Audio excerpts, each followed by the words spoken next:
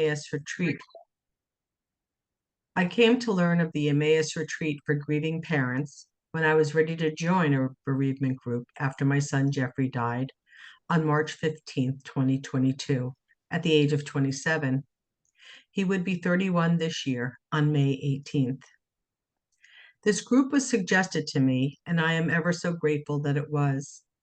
My husband Vinny and I have attended 3 retreats at St. Birgitta's in Darien, Connecticut, and it filled our hearts and souls with love, hope, and promise, and a most wonderful day to spend with parents like yourselves, and a day with our son, Jeffrey, honoring him, feeling his presence and comfort, knowing that he is with all your children who are now in God's kingdom.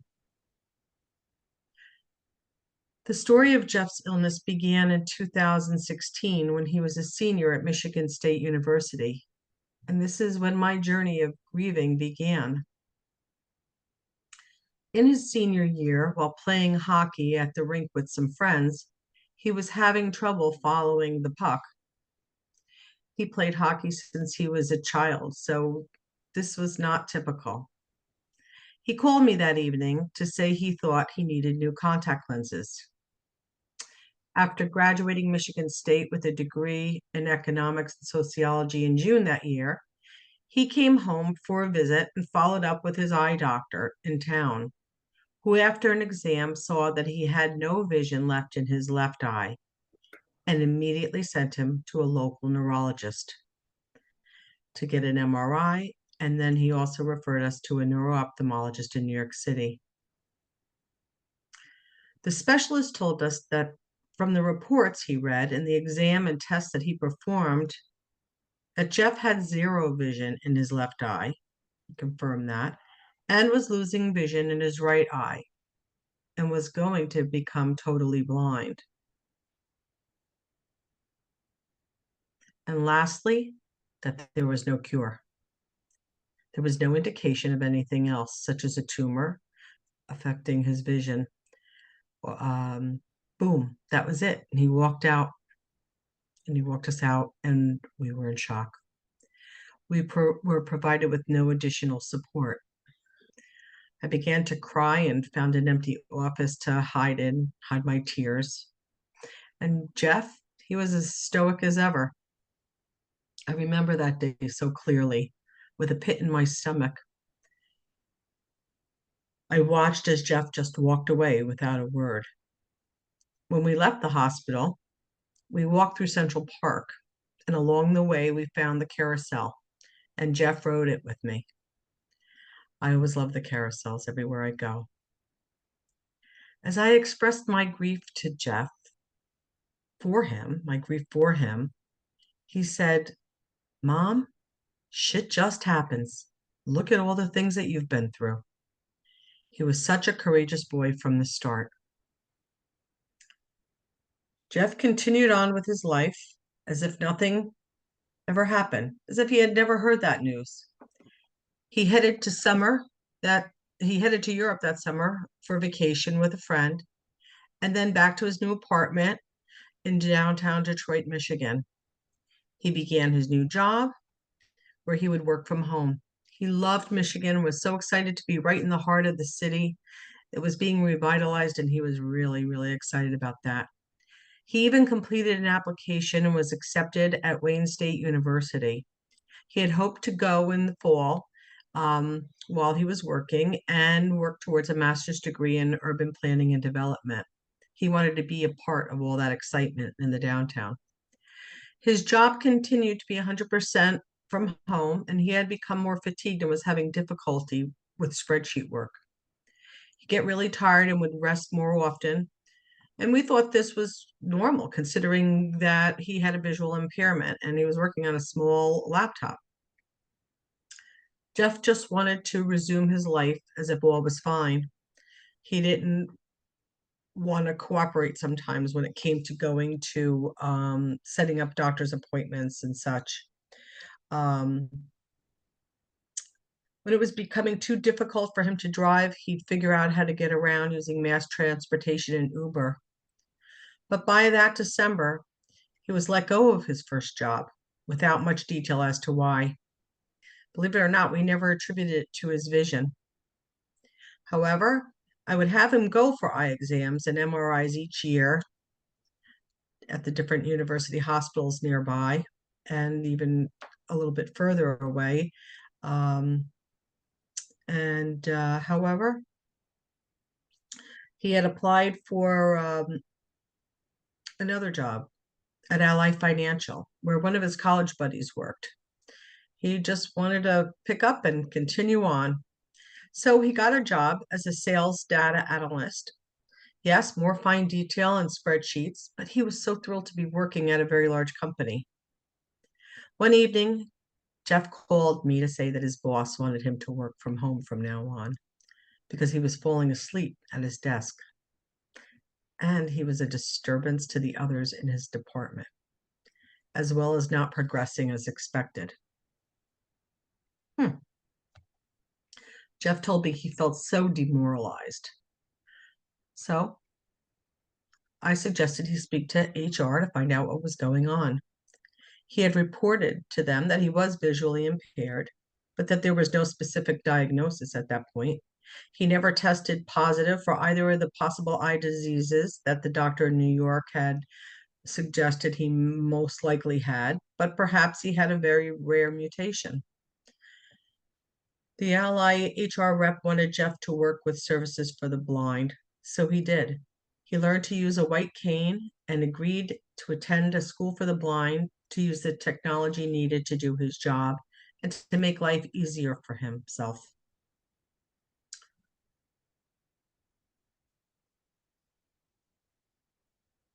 His vision continued to decrease as well in his right eye. He agreed and took short-term disability and went to this school in January of 2019 out in Kalamazoo, Michigan. One day, I was in a phone meeting with the team of professionals and instructors at the school. They all spoke and gave a report on Jeff's progress. But all that I heard were complaints about Jeff's behavior. He was swinging his cane like a baseball bat. He was singing constantly, and he kept falling asleep in tech classes. He even fell asleep on the bus during mobility training and missed the stop at the shopping center, and the instructor had to go out and find him. They also noticed cognitive and memory issues. Oh my God, my heart was pounding. This isn't my Jeff. This was not his normal behavior to be singing all the time and being a disturbance in class. He was so reserved and obedient, always in his school years. I could, however, see him swinging a baseball bat like a stick because he was a baseball player growing up. They wanted him to drop out of the school until we figured out what was going on with Jeff's health. On my drive out of the parking lot that evening, I said out loud in the car, "Oh Lord, I just know I'm losing my son. Please watch over him and help him." I just had that gut feeling because this was so out of character for Jeff. Time went on and things seemed to, little by little, show indications of just different things not right. So I hopped on a plane in April and headed out to see him. I took him to more doctors to try to figure out what was happening. On the way home from a series of doctor's appointments, he looked at me in the car and asked where we had just been. I sensed this was not okay, but couldn't figure out if he was just overwhelmed and sleepy, or that he just couldn't really see well out of the car window, and so he didn't know where we were. I headed back home, and on Mother's Day, 2019, Jeff calls early in the morning, bright and cheery. "Happy Mother's Day, Mama," he said, and we chatted away. An hour or so later, the phone rings, and it was Jeff again. How strange. "Hey, Mama, just calling to say Happy Mother's Day." It took my breath away. I pretended that he didn't call earlier. We chatted and then hung up. I turned to my husband, who was in the room, and we both started crying. Oh my God, there's something else going on. We must bring him home. So I got to work researching doctors to take him to, looking at larger university and research hospitals, trying to find out if he has a rare mutation of those other diseases and if he had any other issues going on. So, with lots of convincing, because Jeff didn't want to come home, but we had a wedding that he was going to attend in June. So we came back to Stamford, Connecticut, and we attended the wedding. He continued to show signs of cognitive impairment, memory loss, hallucinations, and finally loss of balance. He constantly asked when he could go back to Detroit. He did not want to stay in Stamford. By November, we were finally able to secure an appointment with the most incredible team of neurologists and a surgeon at New York Presbyterian Hospital in New York. They were relentlessly determined and extremely compassionate. After many, many tests and after 2 biopsies in January and March of 2020, we learned that Jeff had glioblastoma, a rare, inoperable, and fatal brain tumor. After his second surgery, we took Jeff back home to our house. The surgeon called me at home to check on Jeff. And during that conversation, I hesitantly asked him how much time Jeff had. He was so surprised that I asked, and he replied, "We haven't even tried anything yet." COVID began to spread throughout the world that month. And so at home, Jeff was going to do his treatments in Stamford at the Bennett Cancer Center. They didn't want him going back into New York, especially not down to New York Presbyterian, where kind of all began in this area. And as well as COVID and the ups and downs of that, the ups and downs of Jeff's disease did too. And it became a family journey. We were all huddled together in our home and isolated from most of the world. Vincent came home from Chicago to stay with us. Nick lived nearby, and both boys worked from our home remotely, and I as well. Vinny, my husband, was retired and already caring for Jeff since he came back to Stamford. Then I was laid off in August due to COVID and remained at home full time. Another one of those not realized at the time blessings. This all became our family's greatest blessing when all is said and done. We had the time and space to walk with him on his path, helping him to carry his cross. We were his Simons. We lifted Jeff up physically and emotionally and spiritually. We loved Jeff up. We battled with each other. We hurt, we cried, and we prayed. We prayed hard. We also had many angels who were put in our paths to carry him and us when we couldn't take another step and became weaker. Jeff had developed short-term memory loss and a permanent loss of balance after the biopsies. He could only remember what happened prior to 2020 and nothing current. Every day was like the movie Groundhog's Day, if you remember that. I had told Jeff the results of the biopsy many times, but he never reacted and he never recalled it and never asked about it. Yet, another one of those really strange blessings. Jeff never knew how very sick he was at any point after that.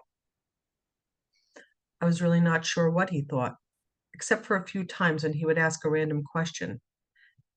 One time he asked, "Do I have any kids yet?" I couldn't even believe that he asked that. He, he maybe sometimes like he was dreaming and things became very vivid and he'd expressed what he was thinking, but it was never very clear. And a lot of times he'd ask what day it is and what year it is, and we'd tell him, and he seemed so like confused or kind of looked at us like we weren't telling him the truth. He also no longer sang or spoke without being prompted. He spoke to us a lot, but we always initiated conversation. He never even told us when he was hungry anymore, although he loved to eat when a meal was provided. I would say that he was living in the best days of his life, always living in his college years and back in Detroit. His long-term memory was completely intact, thank goodness. When Jeff was sick, he was isolated in Stanford Hospital, and we were not allowed in due to COVID. There were horrifying moments when we thought he wasn't going to make it through the night, having to be intubated in an ICU, as well as grace-filled moments that we are so very thankful for now, especially one day when a nurse we know that the boys were friends with in college worked down in the emergency room, but knew that Jeff was there upstairs. And she went up to his room and she had him FaceTime us, and she knew his favorite song. And so she asked him to sing, and she prompted him and started him singing one of his favorite songs. It was called You're Beautiful by James Blunt. At home, he would dance and sing with us. All we wanted was for Jeff to survive and know that he was so loved and not alone. You see, Jeff was our blue-eyed baby boy, even at the age of 27. He was a gentle soul and a tough competitor. He was independent and adventurous. He never wanted any of this to stop him nor define him right till the end. He was a proud man. With the added strength of his older brothers, Vin and Nick, Jeff fought to walk the hill in our yard and strengthen his body with nutrition and exercise. They were his coaches and we were his cheerleaders. We never gave up hope, and I don't think that he did either. During this whole time, I knew that I was losing my boy, but it was very slowly. I would always check to see if he was breathing and asleep. And when the end time came on March 15th, 2022, we surrounded him with love and tears and hugs and kisses. But even more importantly, we prayed as a group around him. And we asked our Lord to take him into his heavenly kingdom. Jeff took his last breath, and he was free at last of the chains that bound him here on earth. Some people say that I have a very strong faith, and that is true. Through the ups and downs of my life, through love and losses, I have thankfully come to understand that death is not a punishment by God to certain people. I knew we were losing Jeff from the beginning of his illness in the depth of my heart. I grieved Jeff's loss from that time. I just knew it was his fate. Sometimes I was petrified, and other times I tried to come to terms and prepare myself. We can never truly be prepared. Vinny and I were actually away the week that Jeff took the turn. We had to rush home from Florida, and we were not sure that we would make it in time. Again, we were petrified. I thought we would be passing him in the clouds.